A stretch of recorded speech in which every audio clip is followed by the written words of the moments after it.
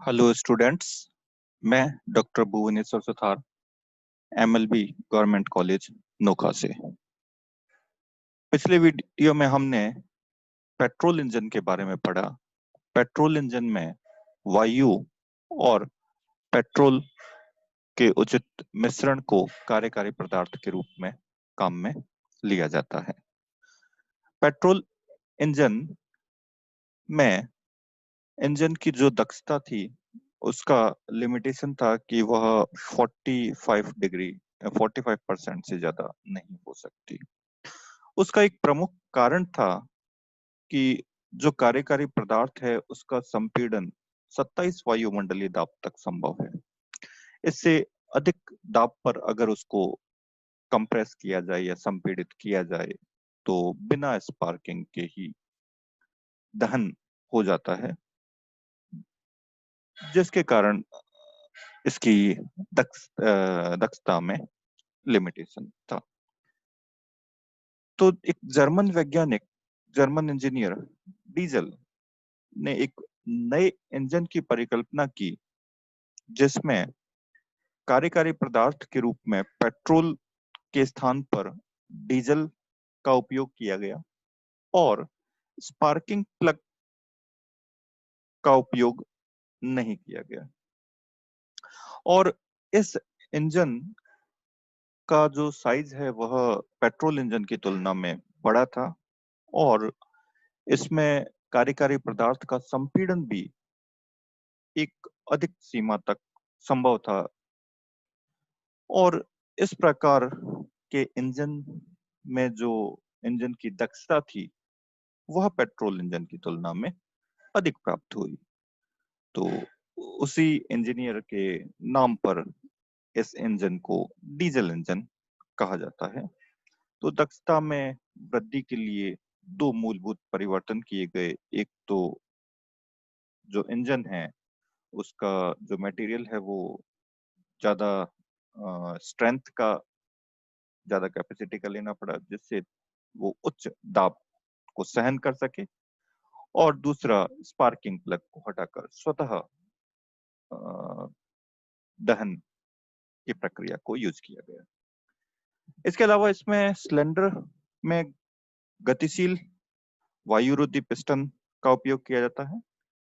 इसमें 3 द्वार होते हैं, एक प्रवेश द्वार, एक निकास द्वार और उसके अलावा तीसरा द्वार जो है वह डीजल के या फ्यूल के प्रवेश के लिए अलग से द्वार का उपयोग किया जाता है।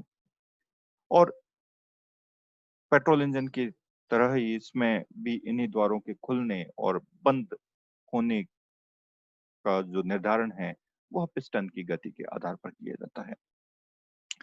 पेट्रोल इंजन जो 4 स्ट्रोक में वर्क करता था, डीजल इंजन है 5 प्रक्रमों में कार्य करता है, जिसमें सबसे पहला होता है सक्शन, चूषण, दूसरा संपीड़न, कंप्रेशन, तीसरा इंजेक्शन ऑफ ऑयल। इसमें डीजल को बाद में प्रवेश करवाया जाता है अलग से। और नेक्स्ट वर्किंग स्ट्रोक, कार्य स्ट्रोक, एग्जॉस्ट या रेचन स्ट्रोक। इसके लिए पीवी आरेख है वो चित्रानुसार प्रदर्शित किया गया है। यह ग्राफ भी हमारे पेट्रोल इंजन की तुलना में कुछ अलग है। किस प्रकार से वर्क होता है इनको हम अलग अलग पार्ट में अध्ययन करते हैं। सबसे पहले सक्शन या चूषण स्ट्रोक। इस प्रक्रम में पिस्टन बाहर की ओर गति करता है और पिस्टन के बाहर की ओर गति के साथ ही जो हमारा प्रवेश द्वार आई है वह खुल जाता है, जिससे वायुमंडलीय दाब पर वायु का प्रवेश करवाया जाता है। तो यहाँ पर एक प्रमुख अंतर है। पेट्रोल इंजन में वायु और पेट्रोल के मिश्रण को प्रवेश करवाया जाता था, यहाँ पर केवल वायु को प्रवेश करवाया जाता है। और इस प्रक्रम को पीवी आरेख में वक्र AB के द्वारा प्रदर्शित किया गया है। पिस्टन बाहर की ओर गति कर रहा है, प्रवेश द्वार खुला है, तो वायुमंडलीय दाब पर दाब नियत रहता है। आयतन में परिवर्तन जो होगा वो 0 से लेके मैक्सिमम जितना पिस्टन बाहर की ओर गति करता है, तो उस समय जो पिस्टन का आयतन है वह वी बी बिंदु के द्वारा प्रदर्शित किया जाता है। इसके पश्चात जैसे ही पिस्टन पूर्णतः बाहर की ओर गति कर चुका है, उसके पश्चात जैसे ही क्रैंक आगे की ओर गति करेगी तो पिस्टन क्या होगा, अंदर की ओर गति करेगा। और नेक्स्ट स्ट्रोक, नेक्स्ट प्रक्रम प्रक्रम जो है हमारा स्टार्ट हो जाता है, जिसको हम कहते हैं कंप्रेशन स्ट्रोक, संपीड़न स्ट्रोक। इस स्ट्रोक में सभी द्वार बंद हो जाते हैं और पिस्टन अंदर की ओर गति करता है, और पिस्टन के अंदर की ओर गति के करने के कारण जो वायु है उसके आयतन में कमी आती है और दाब में वृद्धि होती है, और इसका कंप्रेशन होता है, संपीड़न होता है, जिसको वक्र बी डी के द्वारा प्रदर्शित किया गया है। और इसमें एक और इम्पोर्टेंट चीज है कि आयतन जो लगभग प्रारंभिक आयतन का 1/17 भाग हो जाता है, और इस केस में डीजल इंजन के केस में इसके ताप में वृद्धि होकर 1000 डिग्री सेंटीग्रेड तक पहुंच जाता है, और दाब लगभग 35 वायुमंडलीय दाब के तुल्य होता है, जो पेट्रोल इंजन की तुलना में बहुत अधिक है। इसको वक्र बीसी के द्वारा दर्शाया गया है। जैसे ही ये प्रक्रम पूरा होता है, नेक्स्ट प्रक्रम इंजेक्शन ऑफ ऑयल, तेल का अंतःक्षेपण प्रक्रम स्टार्ट होता है। संपीड़न स्ट्रोक के अंत में जब वायु का आयतन न्यूनतम और दाब ताप जो लगभग 1000 डिग्री सेंटीग्रेड हो जाता है, ईंधन फ्यूल के लिए जो बीच का द्वार है वह खुल जाता है और बेलन में डीजल की धार प्रवेश करती है। ताप बहुत अधिक होने के कारण डीजल तुरंत प्रज्वलित हो जाता है और वायु का ताप बढ़कर लगभग 2000 डिग्री सेंटीग्रेड पहुंच जाता है। डीजल के अंतःक्षेपण स्थिर दाब पर किया जाता है, दाब स्थिर रखा जाता है, और इस प्रक्रम को सूचक आरेख में वक्र सी डी के द्वारा प्रदर्शित किया गया है। नियत दाब पर ऑयल को या डीजल को प्रवेश करवाया जाता है, जिसके कारण उच्च ताप पर होने के कारण उसमें दहन होता है और ताप में और अधिक वृद्धि हो जाती है।